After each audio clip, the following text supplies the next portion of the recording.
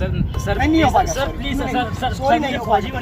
Sir sir दोस्तों एक बार फिर से स्वागत है आपका प्रजापति न्यूज में। आर्मी में भर्ती होने के लिए कुछ महत्वपूर्ण बातें जो हर लोगों को मालूम होनी चाहिए। दोस्तों भारतीय आर्मी का हिस्सा बनकर हर कोई देश के लिए जी जान लगाना चाहता है, लेकिन बदकिस्मती से कुछ लोग सालों साल मेहनत करते रह जाते हैं, लेकिन फिर भी उनका सिलेक्शन नहीं होता।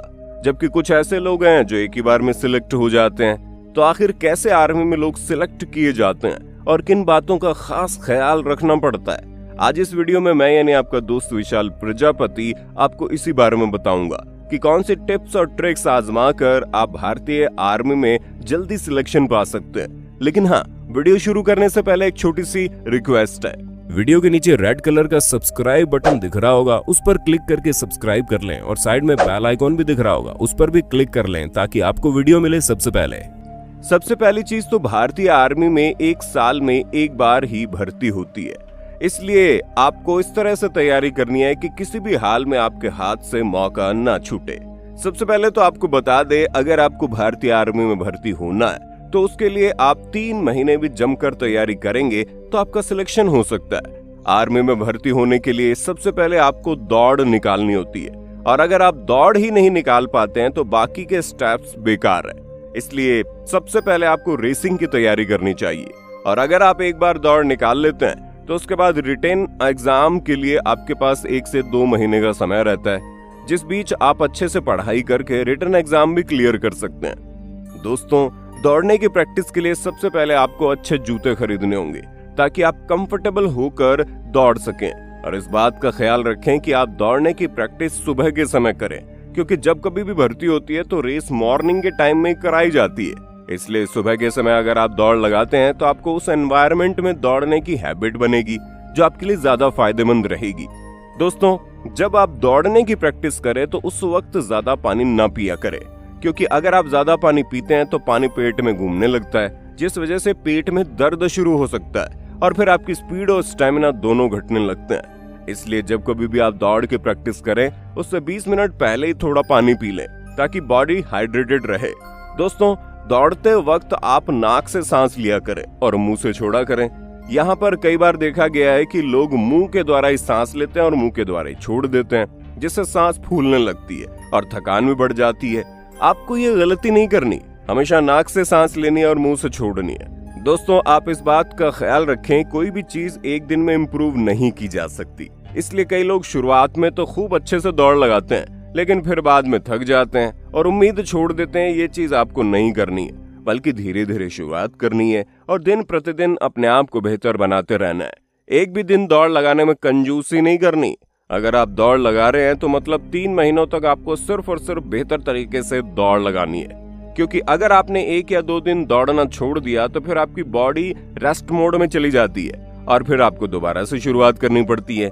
इसलिए एक भी दिन बिना छोड़े लगातार दौड़ते रहें ताकि आपकी रेगुलरिटी बनी रहे।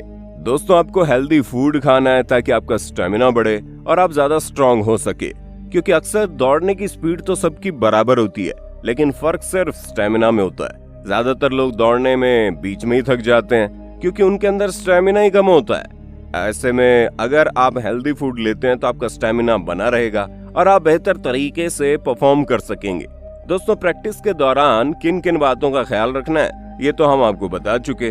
अब बात करते हैं जब भर्ती होती है तो आपको किस तरह से दौड़ना है और आपको कौन कौन से टिप्स फॉलो करनी है। दोस्तों आपको रैली ग्राउंड में यानी जिस ग्राउंड में दौड़ होनी है वहां सबसे पहले पहुंच जाना है ताकि आप फर्स्ट बैच के फ्रंट लाइन में लग सके, क्योंकि अगर आप पहले पहुंचकर फर्स्ट बैच के फ्रंट लाइन में लग जाते हैं तो आपको दौड़ने से कोई रोक नहीं सकता। कई बार देखा गया है कुछ लोग दौड़ने की बहुत ज्यादा प्रैक्टिस करते हैं, उनकी दौड़ भी अच्छी खासी होती है, उनका स्टेमिना भी काफी बढ़िया होता है, लेकिन आप एक ही बार में दर्जनों लोगों को काट कर आगे नहीं बढ़ सकते।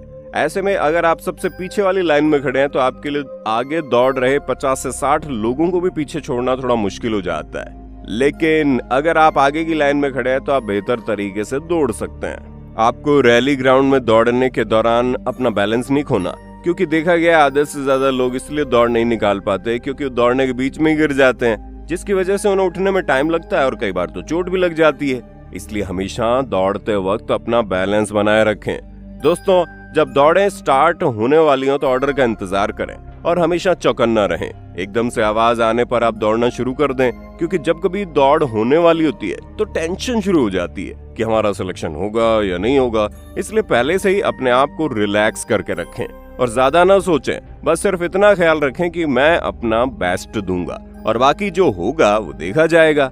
दोस्तों, अगर आपने एक बार दौड़ निकाल दी तो उसके बाद आपके लिए पुशअप, पुलअप और चिनअप करना बहुत ज्यादा मुश्किल नहीं होता। बस आपको इसकी रोज प्रैक्टिस करनी है, क्योंकि अगर आपने अच्छे से प्रैक्टिस कर ली तो इसे क्रैक करना कोई बड़ी बात नहीं है। अब बारी आती है मेडिकल टेस्ट की। दोस्तों, भर्ती की तैयारी शुरू होने से पहले ही आप अपना एक बार मेडिकल चेकअप करवा लीजिए, क्योंकि अगर आप मेडिकल तौर पर फिट नहीं तो आपका आर्मी भर्ती के लिए तैयारी करने का कोई मतलब नहीं है। क्योंकि कुछ लोग ऐसे भी हैं जो सारी चीज क्रैक कर लेते हैं लेकिन फिर मेडिकल में फेल हो जाते हैं। ऐसे में अगर आप मेडिकल में फिट नहीं है तो एक बार दिखा लें, वरना बाकी की तैयारी करने का कोई फायदा ही नहीं है। इसलिए अपनी हेल्थ का हमेशा ध्यान रखें ताकि आप फिजिकल टेस्ट के साथ साथ मेडिकल टेस्ट भी क्लियर कर पाएं।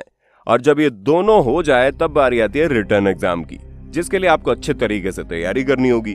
दोस्तों, जो क्वेश्चन होते हैं वो 10वीं क्लास के लेवल के होते हैं, इसलिए आपको ज्यादा मेहनत नहीं करनी, बस चीजों को अच्छे से समझकर पढ़ाई करनी है। साथ ही आप मार्केट से प्रैक्टिस टेस्ट पेपर खरीद लें और उसकी ज्यादा से ज्यादा प्रैक्टिस करें, जिससे आपकी टाइमिंग भी सेट होगी और आपका कॉन्फिडेंस भी बिल्ड होगा।